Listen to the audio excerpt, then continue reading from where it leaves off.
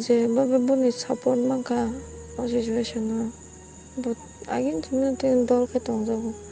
apno chini pono mo mane ano jes muso pono mane help khayo ta sashurong gangke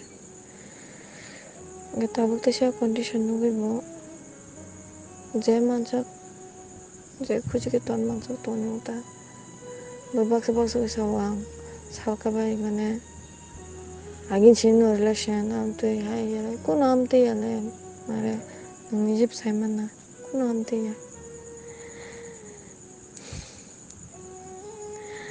bui baksa baksa ke saw 13 din se kagya khusala na khai rai tam tam rokne tam mane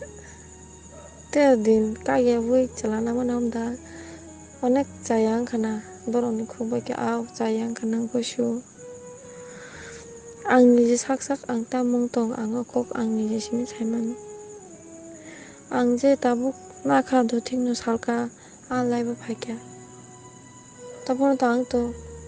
edamno to pogi maya ko bole just kisa mane tabuk nijini tong tong ma bachala care mane tongmani bun support mane tongmani bukhatasha le jaga phaima hayo mare buite kaisa sindur phuljak rokni rok tam tam saw video rok relai pho ang to nugya ko because ang online ingna samu chungliya mare online ning khainu se naragi bukan metama yang tong aje viral khai tongmani tam mane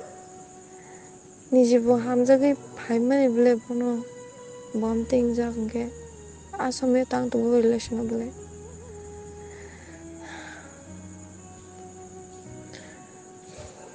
ponole sabule nijini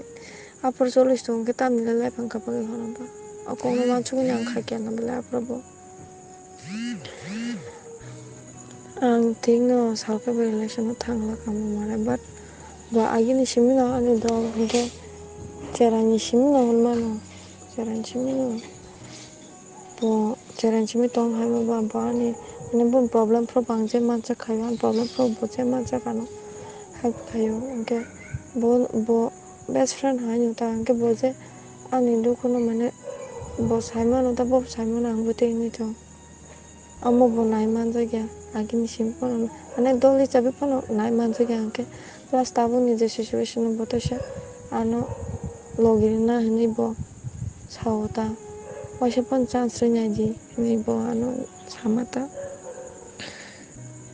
ani bo support ang to mane tam jane buyano mo bo nang din saw ang bo flat mo bo nang maya